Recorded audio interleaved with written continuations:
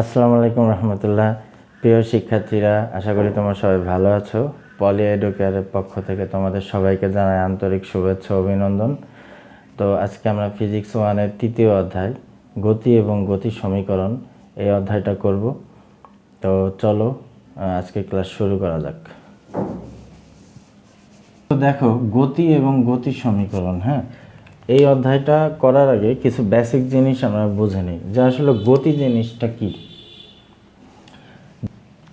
সময়ের সাথে যখন কোনো বস্তুর অবস্থান পরিবর্তন হয় না, সেটা হলো স্থিতি। এই স্থিতিশীল অবস্থাটাকেই তোমার স্থির অবস্থা বলে। আর যখন কোনো বস্তু সময়ের সাথে বা তার পারিপার্শ্বিকতার সাপেক্ষে যদি তার অবস্থান পরিবর্তন ঘটায়, সেটা হচ্ছে তার গতিশীল অবস্থা। এই গতিশীল অবস্থাটাই হচ্ছে গতি। তো এখন এই গতির প্রকারভেদ আছে, যেমন চলন গতি, ঘূর্ণন গতি, জটিল গতি, পর্যায় গতি এবং দোলন গতি। চলন গতি কোনটা? আমরা চলার জন্য যে তোমার গতি সঞ্চার হয়, ঠিক আছে, এটাই হচ্ছে তোমার চলন গতি। ঘূর্ণন গতি কোনটা?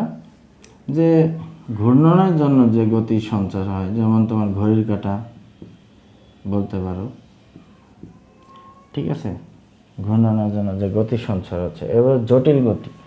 জটিল গতিতে হচ্ছে চলন গতি এবং ঘূর্ণন গতি দুইটা একসাথেই থাকে। এই দুইটা যখন একসাথে কাজ করবে তখন সেটা হবে জটিল গতি। যেমন একটা তুমি যদি ফুটবল লাথি মারো, দেখবা সে মানে ঘুরতেছে, আবার সে কিন্তু আবার অবস্থানও পরিবর্তন করতেছে, তার মানে এটা একটা জটিল গতির উদাহরণ।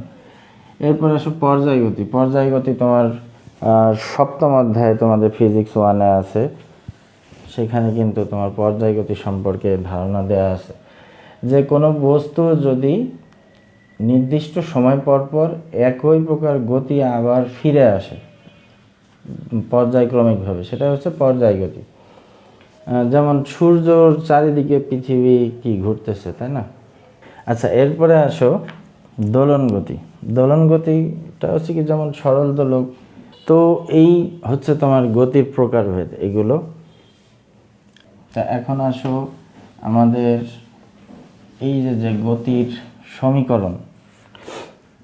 তাই গতির সমীকরণ আমরা জানি যে এইগুলো হচ্ছে, এই সমীকরণগুলো আমাদের খুবই ইম্পর্ট্যান্ট, ঠিক আছে।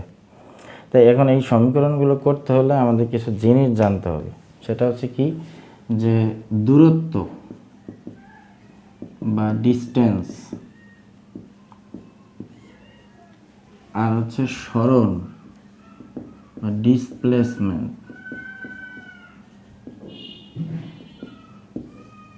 ডিসপ্লেসমেন্ট এবং ডিস্টেন্স। তো দূরত্ব হচ্ছে আমরা জানি এটা হচ্ছে কি তোমার স্কেলার রাশি, আর সরণ হচ্ছে কি ভেক্টর রাশি। দূরত্ব হচ্ছে কোনটা?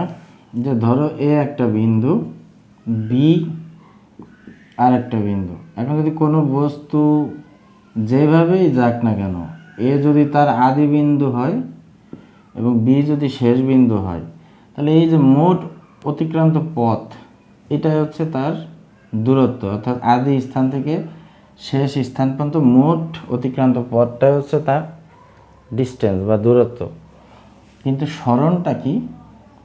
এই একটা বিন্দু হয়, বি একটা যদি আরেকটা বিন্দু হয়, সরণটা হচ্ছে যে নির্দিষ্ট দিকে কোনো বস্তুর অবস্থানের যে পরিবর্তন, সেটাই হচ্ছে তার সরণ। অবশ্যই এটা একটা তার নির্দিষ্ট দিক লাগবে, অর্থাৎ সরলরৈখিকভাবে হবে। সরণটা হবে সরলরৈখিক, কারণ আমরা জানি ভেক্টর হচ্ছে কি সরলরৈখিকভাবে চলে। তা এখন যদি ধরো এ একটা বিন্দু হয়, এইভাবে ঘুরে যদি আবার এখানে চলে আসে, তাহলে এটা কিন্তু তার মোট অতিক্রান্ত পথ দূরত্ব হবে। কিন্তু তার সরণ যদি বলো, তার কিন্তু এখানে কোনো সরণই হয় না, কারণ সে আবার ওই বিন্দুতে আসে। তার মানে সরণটা হচ্ছে যে তোমার নির্দিষ্ট দিকে কোনো বস্তুর অবস্থানের পরিবর্তনের হার। আর দূরত্ব হচ্ছে কি, যে আদি বিন্দু থেকে শেষ বিন্দু পর্যন্ত মোট যে তার অতিক্রান্ত পথ, সে কতখানি গেছে সেটা হচ্ছে তার দূরত্ব, এবং এটা একটা স্কেলার রাশি, এটা একটা ভেক্টর রাশি। তা আশা করি একটু বুঝতে পারছো। এবার আসো দ্রুতি ও বেগ, এই জিনিসটা বুঝি। দ্রুতি আর একটা হচ্ছে বেগ। দ্রুতিটা হচ্ছে যে নির্দিষ্ট সময় বা একক সময়, যে এ একটা বিন্দু, বি মনে করে আর একটা বিন্দু, নির্দিষ্ট সময়ে আমি ধরলাম যে একটা টি সময়, নির্দিষ্ট সময়ে কোনো বস্তুর অতিক্রান্ত পথটা হচ্ছে দ্রুতি। যে একক সময়ে যে এখান থেকে এখানে আসবে সে কতখানি পথ অতিক্রম করলো সেটা হচ্ছে দ্রুতি। আর বেগটা কি, যে এ একটা যদি বিন্দু হয়, বি যদি আর একটা বিন্দু হয়, নির্দিষ্ট সময় নির্দিষ্ট দিকে, অবশ্যই তার একটা দিক লাগবে, কারণ বেগ একটা কি ভেক্টর রাশি, ভেক্টরের জন্য আমরা জানি দিক লাগে। একক সময়ে বা নির্দিষ্ট সময়ে যদি নির্দিষ্ট দিকে বস্তুর যে সরণ হয় সেটাই হচ্ছে বেগ। তার মানে বেগ সমান সমান আমি কি বলতে পারি, সরণ ভাগ হচ্ছে তোমার সময়। বেগ হচ্ছে ভি ভেলোসিটি, সরণ হচ্ছে এস, সময় হচ্ছে টি, তাহলে এস সমান সমান ভিটি, এটা আমরা লিখতে পারি। দ্রুতি কিন্তু স্কেলার রাশি, বেগ হচ্ছে ভেক্টর রাশি। আশা করি এই জিনিসটা বুঝতে পারছো। আমি একটু মুছে দিই। এখন আসো আমরা এই যে গতির সমীকরণ, এই সূত্রগুলো প্রতিপাদন করি। তো যে প্রথম যে সূত্রটা আছে তোমার এস সমান ভিটি, প্রথমটা আমরা আসো করি, যে যদি তোমার কোনো একটা বস্তু সে যদি সমবেগে চলে, অর্থাৎ তার বেগটা কি সমান, আগেও যা ছিল পরেও তাই ছিল, সমবেগে চলে, এবং সমবেগে সে কি, যদি সে টি সময়ে নির্দিষ্ট একটা দূরত্ব অতিক্রম করে, তাহলে আমরা লিখতে পারি কি, যে বেগ সমান সমান সরণ ভাগ সময়। তাহলে বেগটা হচ্ছে ভি, সরণটা হচ্ছে এস, সময়টা টি, তার মানে এস সমান সমান তোমার ভিটি। তো এটা হচ্ছে প্রথম সূত্র। কিন্তু বেগটা যদি সমবেগ না হয়ে যদি বেগের পার্থক্য আসে, যে প্রথমটা মনে করো যে ইউ, পরেরটা হলো ভি, সেই ক্ষেত্রে কিন্তু এখানে গড় বেগ চলে আসবে। সেই ক্ষেত্রে তাহলে গড় বেগ সমান সমান ইউ প্লাস ভি ভাগ টি। তাহলে এইটা যদি আমি এখানে বসাই, তাহলে এস সমান সমান ভি ভাগ টি, মানে এস সমান সমান ইউ প্লাস ভি ভাগ টু ইন্টু হচ্ছে টি। অর্থাৎ যদি সমবেগে না চলে তাহলে সেক্ষেত্রে এভাবে হবে, আর সমবেগে যদি চলে তাহলে সেক্ষেত্রে উপরে এস সমান ভিটি যেভাবে লিখছি সেভাবে হবে। তো আশা করি এটুকু বুঝতে পারছো। এবার আসো আমরা দ্বিতীয় সূত্রটা প্রতিপাদন করি।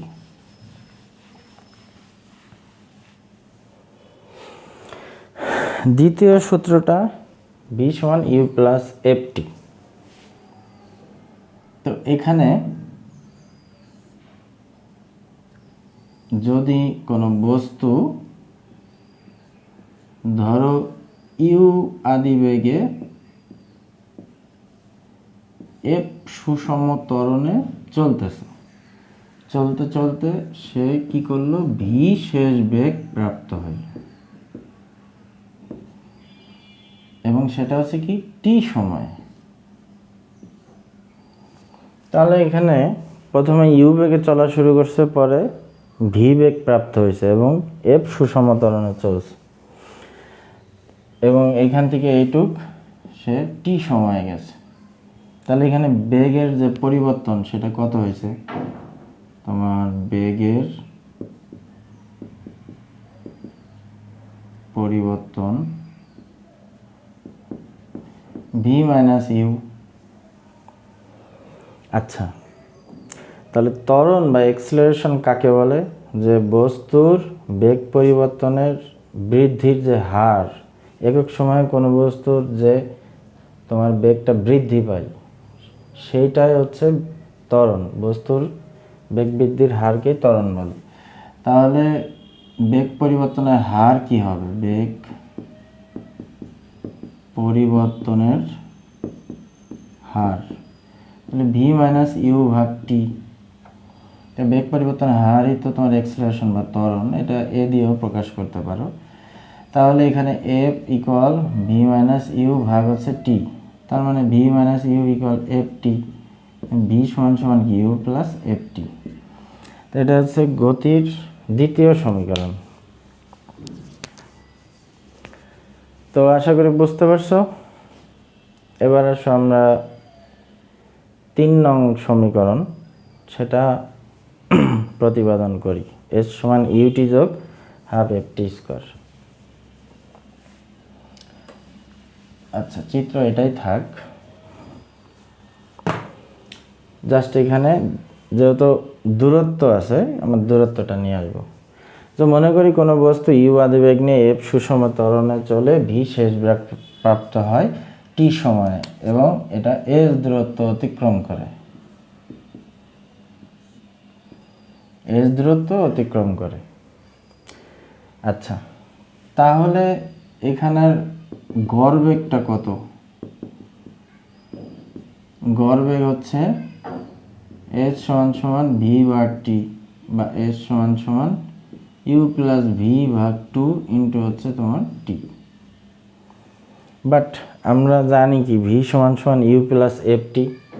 তাই কারণে এই ভি এর জায়গায় এই মানটা যদি বসাই, ইউ যোগ ভি এর মান হচ্ছে ইউ যোগ এফ টি, ইউ যোগ এফ টি ভাগ হচ্ছে তোমার টু ইন্টু হচ্ছে টি। তাহলে কি হয়? টু ইউ যোগ তোমার এফ টি ভাগ হচ্ছে টু ইন্টু হচ্ছে টি। এখন যদি আমি টু দিয়ে ভাগ করি তাহলে কি হয়? ইউ প্লাস এফ টি, সবাইকে যদি আলাদা আলাদা করে ভাগ দেই তাহলে এখানের সাথে থাকে টু, আর এখানে এ টু কাটা যায়, থাকে হচ্ছে তারপর টি। এখন টি দিয়ে যদি গুণ করো, এস সমান সমান ইউ টি, টু ভাগ আছে তাহলে হাফ এফ, আর টির সাথে টি গুণ হয়ে টি স্কোয়ার। তাহলে এস ইকুয়াল ইউটি যোগ হাফ এফ টি স্কোয়ার। এরপরে আসো আমরা 4 নাম্বার যে সমীকরণ সেইটা দেখি।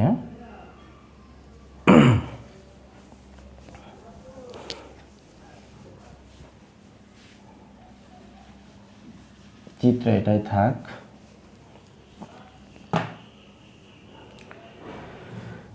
বলছে ভি স্কোয়ার সমান ই স্কোয়ার যোগ টু এফ এস। তাহলে আমরা গতির দ্বিতীয় সমীকরণ থেকে পাই, লিখি যে গতির দ্বিতীয় সমীকরণ থেকে পাই, দ্বিতীয় সমীকরণ হচ্ছে ভি ইকুয়াল ইউ যোগ এফ টি, ভি সমান সমান ইউ যোগ এফ টি। তাহলে উভয় পাশে তুমি বর্গ করো, তাহলে কি হয়? V square U plus F T তার হলো স্কোয়ার। তাই এখানে A plus B whole square সূত্র ফেলালে কি হয় দেখো, A square plus two A B plus হলো তোমার বি স্কোয়ার।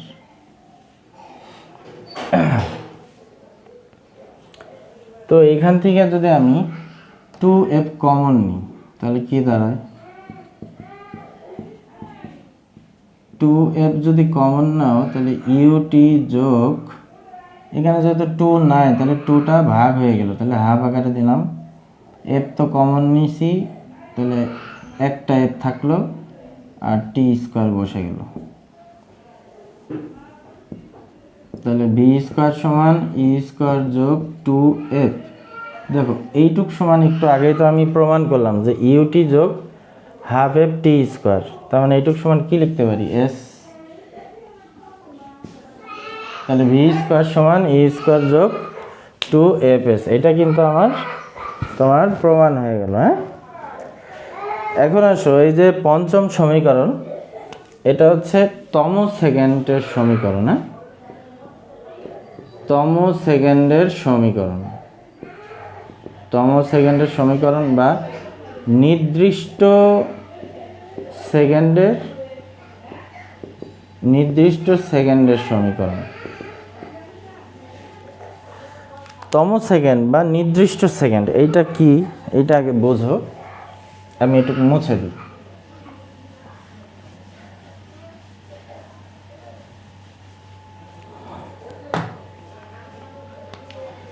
যেমন মনে করো আমি বললাম যে কোনো একটা বস্তু এখান থেকে যেতে তার 5 সেকেন্ড সময় লাগছে। হ্যাঁ, 5 সেকেন্ড সময় লাগছে, 5 সেকেন্ড সময় লাগছে। তাহলে আমি 5 সেকেন্ডকে যদি ভাগ করি যে প্রথম, দ্বিতীয়, তৃতীয়, চতুর্থ, পঞ্চম, তাহলে প্রথম সেকেন্ড এইটুক কিন্তু 1 সেকেন্ড, দ্বিতীয় সেকেন্ড এইটুকু 1 সেকেন্ড, তৃতীয় সেকেন্ড এটাও 1 সেকেন্ড, চতুর্থ সেকেন্ড এটাও 1 সেকেন্ড, পঞ্চম সেকেন্ড এটাও 1 সেকেন্ড। কিন্তু এখান থেকে এইটুকু যেতে তার 5 সেকেন্ড সময় লাগছে। কিন্তু প্রথম সেকেন্ড মানে 1 সেকেন্ড, নির্দিষ্ট প্রথম মানে এইটুকের 1 সেকেন্ড। তা এখন যদি বলে তোমার পঞ্চম সেকেন্ডে কতটুক গেছে, পঞ্চম সেকেন্ড, তাহলে এখান থেকে এইটুক কিন্তু তার 5 সেকেন্ড বুঝাও। তাহলে পঞ্চম সেকেন্ড মানে এই যে এইটুক হচ্ছে তোমার পঞ্চম সেকেন্ড, 58। পঞ্চম সেকেন্ডে কতটুক গেছে মানে এইটুক কতটুক গেছে, তাহলে এইটুক হচ্ছে আমার 4 সেকেন্ডের দূরত্ব, আর এইটুক হচ্ছে 5 সেকেন্ডের দূরত্ব। তার মানে কি 5 সেকেন্ডে যা গেছে তার থেকে যদি আমি 4 সেকেন্ডে কতটুকু গেছে সেটুকু যদি বাদ দেই, তাহলে সেটাই তো আমার হবে পঞ্চম সেকেন্ডের দূরত্ব, তাই না? তার মানে কি পঞ্চম সেকেন্ডের দূরত্ব যদি আমি বের করতে চাই, তাহলে STH ইকুয়াল 5 সেকেন্ডে অতিক্রান্ত দূরত্ব মাইনাস 4 সেকেন্ডে অতিক্রান্ত দূরত্ব।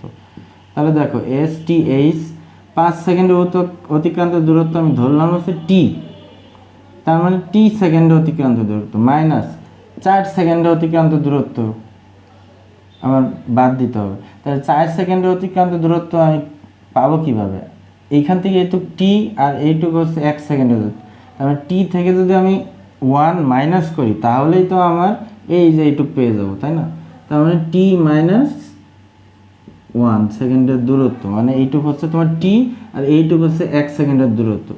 সেই T থেকে যদি আমি 1 সেকেন্ড বাদ দেই তাহলে এইটুক হচ্ছে 4 সেকেন্ডের দূরত্ব মানে এইটুক, অর্থাৎ T মাইনাস T1, ঠিক আছে? মানে T সেকেন্ডে অতিক্রান্ত দূরত্ব মাইনাস T মাইনাস 1 সেকেন্ডে অতিক্রান্ত দূরত্ব, ঠিক আছে? তাহলে সেটাই হবে পঞ্চম সেকেন্ডে অতিক্রান্ত দূরত্ব।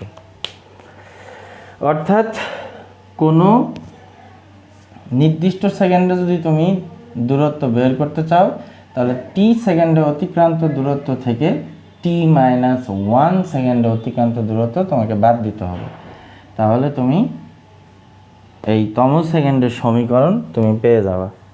তাহলে আসো আমরা করি এখন। তো এইটুকু মুছে দিই।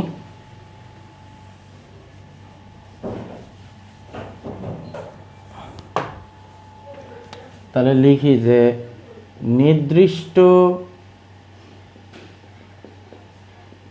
সময়ে অতিক্রান্ত দূরত্ব, নির্দিষ্ট একটা সময় অতিক্রান্ত দূরত্ব STH ইকুয়াল T সেকেন্ডে অতিক্রান্ত দূরত্ব মাইনাস T মাইনাস 1 সেকেন্ডে অতিক্রান্ত দূরত্ব।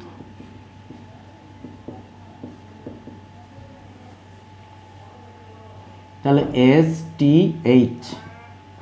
STH মানে নির্দিষ্ট সেকেন্ডে অতিক্রান্ত দূরত্ব। টি সেকেন্ডে অতিক্রান্ত দূরত্ব আমরা কি জানি, যে UT যোগ half FT square minus T minus 1 সেকেন্ডে অতিক্রান্ত দূরত্ব। তাহলে UTর জায়গায় কি হবে, T মাইনাস 1, UT যোগ হাফ FT স্কোয়ার মানে T মাইনাস 1 তার হলো স্কোয়ার। ঠিক আছে, আশা করি এইটুকু বুঝতে পারছো। যে এই জিনিসটা কিন্তু অনেকেরই বোঝে না, এটা প্যাচ লেগে যায়। ঠিক আছে, তাহলে আসো UT যোগ হাফ FT স্কোয়ার মাইনাস, তাহলে এটুকু আমি গুণ করে দিই, UT minus U plus half F, এটা সূত্রে ফেলাই দিই, A square minus 2AB plus হলো তোমার B স্কোয়ার, B স্কোয়ার মানে তো 1। তাহলে UT যোগ half FT square minus UT minus U যোগ half FT square minus 2T into half F plus half F। এরপরে এই মাইনাস দিয়ে সবাই গুণ করে দেব, UT plus half FT square minus UT plus U plus, আচ্ছা এখানে মাইনাস হয়ে যাবে, মাইনাস হাফ FT স্কোয়ার, এইটু কাটা, তাহলে থাকে হচ্ছে শুধু FT, মাইনাসে মাইনাসে প্লাস হয়ে গেল, প্লাস FT আর হচ্ছে মাইনাসে প্লাসে মাইনাস হাফ F। তাহলে এখন দেখি কিসে কিসে তোমার কাটা যায়। তো হাফ FT স্কোয়ার কাটা যায়, UT কাটা যায়, থাকে হচ্ছে U প্লাস তোমার FT মাইনাস হাফ F। এইটুকের ভিতর থেকে আবার F কমন নেওয়া যায়, U প্লাস F যদি কমন নাও T মাইনাস হাফ, তাহলে U প্লাস এটুক যদি লসাগু করো তাহলে হাফ F 2T মাইনাস 1 একবারে বসাই দিলাম। হ্যাঁ, 2 লসাগু করলে তোমার 2T মাইনাস 1, তার মানে এইটা হচ্ছে নির্দিষ্ট একটা কোনো সময়ের দূরত্বের সমীকরণ বা তম সেকেন্ডের সমীকরণ। এই জিনিসটা অনেকেরই প্যাচ লাগে, তো এটা আমি আবারও একটু দেখাই দিই। দেখো যে এখানে যদি আমি বলি যে এখান থেকে এইটুক যে 5 সেকেন্ডে T সমান 5 সেকেন্ডে এখান থেকে এইটুক গেছে, যে A থেকে তোমার B পর্যন্ত গেছে, কিন্তু 5 সেকেন্ডকে যদি তুমি ভাগ করো 1 2 3 4 1 2 3 4 5, তাহলে এটা প্রথম সেকেন্ড, এটা দ্বিতীয়, এটা তৃতীয়, এটা চতুর্থ, এটা পঞ্চম। তো এই প্রত্যেকটা সেকেন্ডই কিন্তু 1 সেকেন্ড করে। ঠিক আছে, এটাও 1 সেকেন্ড, সবই 1 সেকেন্ড। তাই আমি যদি বলি এখন পঞ্চম সেকেন্ডে কতটুক গেছে, মানে এই যে পঞ্চম সেকেন্ডে সে কতটুক গেছে, তাই এটা কীভাবে পাবো, এখান থেকে এটুক হলো তোমার 5 সেকেন্ড, তাহলে 5 সেকেন্ড থেকে তোমার 60 সেকেন্ডে কতটুক গেছে সেটা বাদ দিতে হবে। তাহলে পঞ্চম সেকেন্ডের দূরত্ব হলো 5 সেকেন্ডের দূরত্ব মাইনাস 60 সেকেন্ডের দূরত্ব, সহজ হিসাব।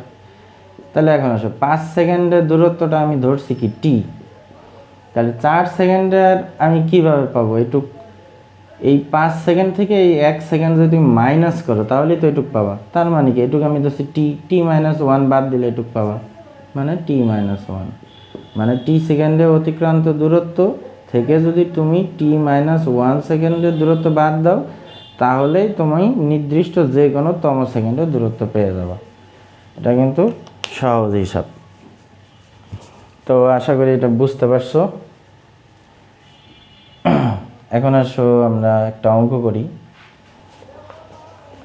অঙ্কটা হচ্ছে স্থির অবস্থা থেকে একটি গাড়ি যাত্রা করে 2 মিনিটে ঘন্টায় 45 কিলোমিটার বেগপ্রাপ্ত হয়, গাড়িটির ত্বরণ কত, ওই সময় অতিক্রান্ত দূরত্ব কত। তো এই প্রশ্নটা আমি চেষ্টা করব তোমাদের ভিডিওর ভিতরে দেওয়ার। তারপর বলছে স্থির অবস্থা, তার মানে কি ইউ সমান কি হবে 0 মিটার পার সেকেন্ড। আচ্ছা, এরপরে শেষ বেগ স্থির অবস্থা থেকে 2 মিনিটে গেছে, সময় হচ্ছে তোমার 2 মিনিট, টি 2 মিনিট 1 মিনিট 60 সেকেন্ড, তাহলে 2 × 60 মানে তোমার 120 সেকেন্ড। এবার হচ্ছে 45 কিলোমিটার বেগ প্রাপ্ত হয়, শেষ বেগটা হচ্ছে তোমার 45 কিলোমিটার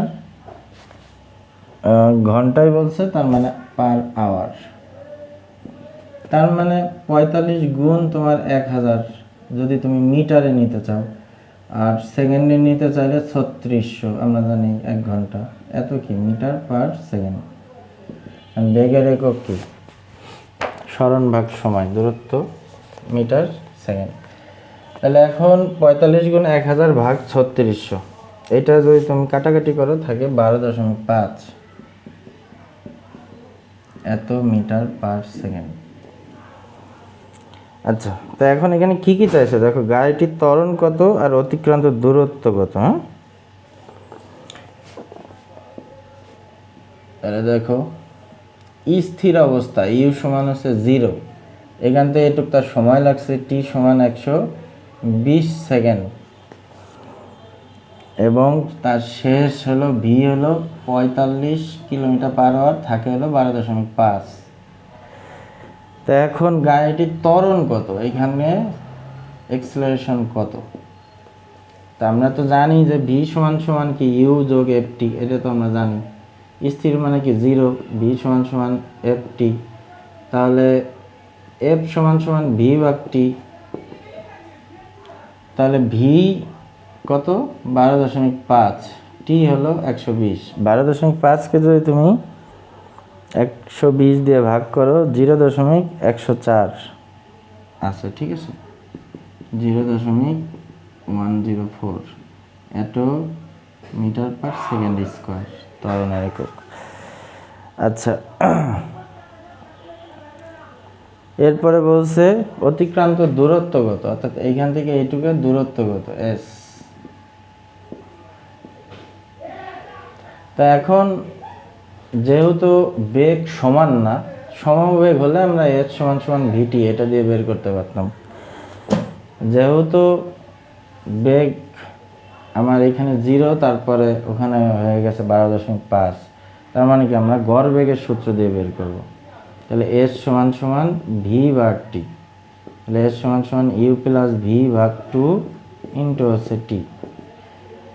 তাহলে ইউ এর মান 0, ভি এর মান হচ্ছে তোমার 12.5 ভাগ 2, টি হলো তোমার 120, তাহলে এটা কাটাকাটি করলে 60, তাহলে 12.5 ইন্টু হচ্ছে তোমার 60, তাহলে অ্যান্সার আসে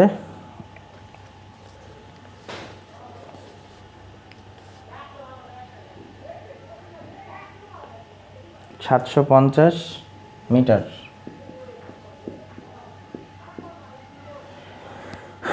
তো আশা করি বুঝতে পারছো। তো এই টাইপের বেশ কয়েকটা অঙ্ক আছে, তোমরা এগুলো একটু বাসায় করো। এখানে আছে আর কি পরন্ত বস্তুর সূত্র, এটা আমি একটু দেখাই দেই। পরন্ত বস্তুর সূত্রগুলো, পরন্ত বস্তুর সূত্র এটা খুবই গুরুত্বপূর্ণ, পরীক্ষায় আসতে পারে।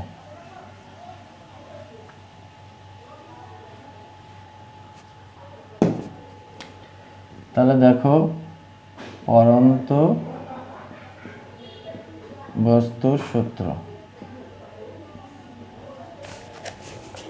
তো পরন্ত বস্তুর সূত্র বলছে প্রথম যে সূত্রটা বলছে যদি স্থির অবস্থান থেকে বিনা বাধায় কোনো বস্তু পড়তে দেওয়া হয়, সেই বস্তুটার মানে এক বা একাধিক বস্তু যদি তুমি পড়তে মানে ফেলে দাও একটা নির্দিষ্ট একটা উচ্চতা থেকে, আমি ধরলাম উচ্চতা এইচ, তো এই এইচ উচ্চতায় যদি বিভিন্ন ভরের, ঠিক আছে, ছোট বড় বিভিন্ন ভরের বস্তু যদি তুমি ফেলে দাও বিনা বাধায়, ঠিক আছে, তাহলে বস্তুগুলো সমান সময়ে সমান দূরত্ব মানে একই সময়ে মাটিতে সবগুলো একসাথে পড়বে। ঠিক আছে, স্থির অবস্থান এবং একই উচ্চতা থেকে যদি বিনা বাধায় কোনো বস্তুকে ছেড়ে দেওয়া হয় তাহলে একই সময় মাটিতে পড়বে। এটা হচ্ছে তোমার 1 নম্বর সূত্র। 2 নম্বরে বলছে যে স্থির অবস্থান থেকে যদি কোনো বস্তুকে ফেলে দেওয়া হয় তাহলে এই বস্তুর যে বেগ প্রাপ্ত হয় তাহলে এখান থেকে এখানে আসতে যে সময় লাগে সেই বেগটা হচ্ছে সেই সময়ের সমানুপাতিক। ঠিক আছে, যে স্থির অবস্থান থেকে বিনা বাধায় পড়ন্ত বস্তুর নির্দিষ্ট সময়ের বেগ ওই সময়ের হচ্ছে সমানুপাতিক। যে এখান থেকে যদি তুমি বিভিন্ন ভর বা আয়তনের বস্তু ফেলে দাও একটা জায়গা থেকে বিনা বাধায় যদি পড়ে তাহলে যে বেগ প্রাপ্ত হয় সেই বেগটা হচ্ছে এই যে সময় লাগবে সেই সময়ের সমানুপাতিক। আচ্ছা, এরপরে হচ্ছে 3 নম্বর সূত্র বলছে কি, যে স্থির অবস্থান থেকে যদি কোনো বস্তুকে বা কয়েকটি ভরের বস্তুকে ফেলো, এই যে যে তোমার দূরত্বটা অতিক্রম করবে এই দূরত্ব হচ্ছে এখান থেকে এখানে আসতে যে সময় লাগবে সেই দূরত্ব হচ্ছে সেই সময়ের বর্গের সমানুপাতিক। এটা হচ্ছে 3য় সূত্র, যে বিনা বাধায় পড়ন্ত বস্তু যে দূরত্ব অতিক্রম করবে তা ওই সময়ের বর্গের সমানুপাতিক। এই হচ্ছে পড়ন্ত বস্তুর 3টা সূত্র। তো এই অধ্যায়ে আর তেমন কিছুই নাই, এটা যা বোঝাই দিলাম এটা এভাবেই লিখলেই হবে। তো এরপরে নেক্সট অধ্যায় তোমাদের করে দিব। তো সামনে যেহেতু মিড টার্ম পরীক্ষা বেশি সময় নেই, তোমরা বাসায় ভালো করে প্র্যাকটিস করো। নেক্সট ক্লাসে ইনশাআল্লাহ দেখা হবে। সে পর্যন্ত সবাই ভালো থাকো। আসসালামু আলাইকুম।